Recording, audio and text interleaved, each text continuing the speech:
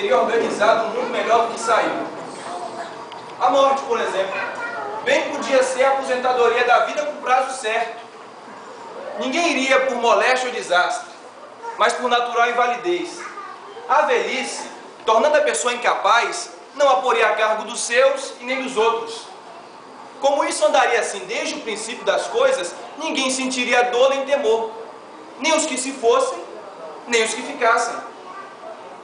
Podia ser uma cerimônia doméstica ou pública.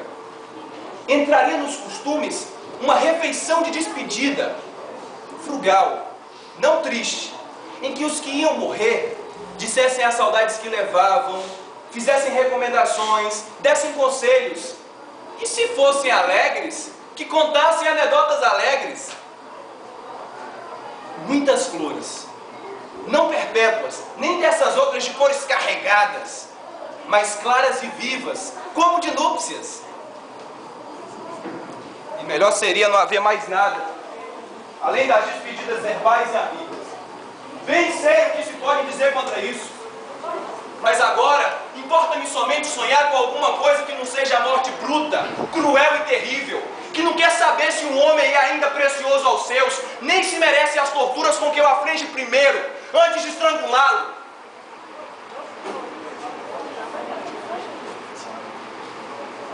Tal acaba de suceder ao nosso Alfredo Gonçalves, que foi anteontem levado à sepultura após algum tempo de enfermidade dura e fatal. Para falar a linguagem da razão, se a morte havia de levá-lo anteontem, melhor faria se o levasse mais cedo. A linguagem do sentimento é outra. Por mais que doa ver padecer, e por certo que seja o triste desenlace, o coração teme não querer romper os últimos vínculos, e a esperança tenaz vai confortando os últimos desesperos.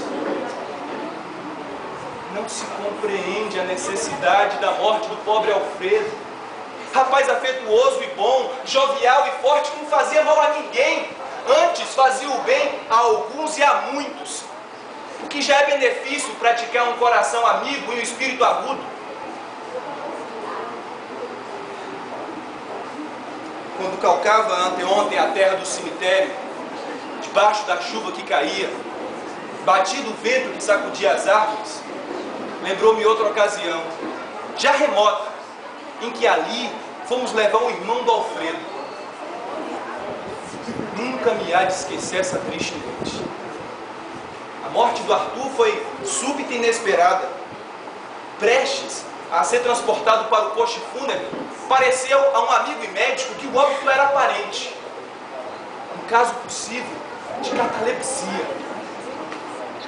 Não se podia publicar essa esperança débil em tal ocasião, quando todos estavam ali para conduzir um cadáver. Calou-se a suspeita e o féretro mal fechado foi levado ao cemitério. Não podeis imaginar a sensação que dava aos poucos que sabiam da ocorrência aquele acompanhar o saimento de uma pessoa que podia estar viva.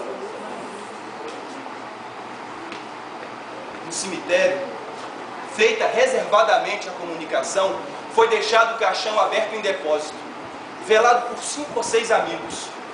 O estado do corpo era ainda o mesmo. Os olhos, quando se levantavam as pálpebras, pareciam ver. Os sinais definitivos da morte vieram muito mais tarde. Saí antes deles. Eram cerca de 8 horas. Não havia chuva como anteontem, nem lua, mas a noite era clara. E as casas brancas da necrópole deixavam-se ver muito bem com os seus ciprestes ao lado. Descendo por aqueles renques de sepulturas, cuidava na entrada da esperança, em lugar onde as suas asas nunca tocaram o pó ínfimo e último. Cuidei também naqueles que porventura houvessem sido, em má hora, transferidos ao derradeiro leito sem ter pegado no sono e sem aquela final vigília. Carlos Gomes não deixará esperanças dessas.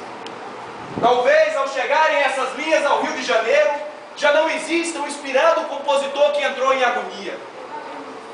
Diz uma carta do Pará, publicada ontem no Jornal do Comércio. Pois existe. e está na mesma agonia em que entrou quando elas de lá saíram. Hão de lembrar-se que há muitos dias um telegrama do Pará dizia a mesma coisa. Foi antes dos protocolos italianos. Os protocolos vieram, agitaram, passaram, e o cabo não nos contou mais nada. O padecimento assim logo deve ser forte. A carta confirma essa dedução. Carlos Gomes continua a morrer. Até quando irá morrer? A ciência dirá o que souber, mas ela também sabe que não pode crer em si mesma. Não me acuseis de temar neste chão melancólico. O livro da semana foi um obituário, e não terás lido outra coisa fora daqui, senão mortes e mais mortes. Não falemos do chanceler da Rússia, nem de qualquer outro personagem que a natureza do cargo e a distância possam despir de interesse para nós. Mas vede a matança de cristãos e muçulmanos em Constantinopla. O cabo tem nos contado coisa de arrepiar. Na capital turca, empregaram-se centenas de coveiros em abrir centenas de covas para enchê-las com centenas de cadáveres. Não nos dizem, é verdade, se ao menos na morte foram irmanados cristãos e maometanos. É provável que não. Ódio que acaba com a vida não é ódio. É sombra de ódio. É simples e reles antipatia. O verdadeiro é o que atravessa gerações, é o que vai buscar a segunda no próprio ventre da primeira, violentando as mães a ferro e fogo. Isso é que é ódio.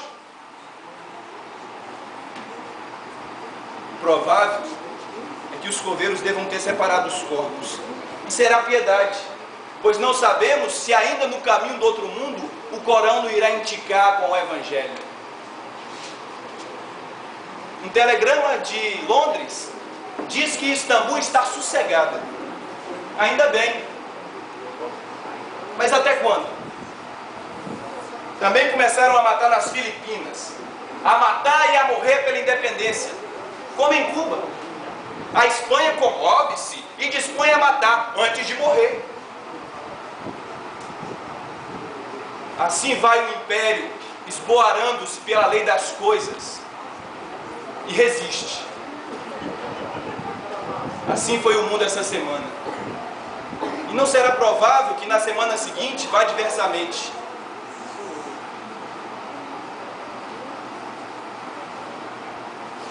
Mortes. Pode ser.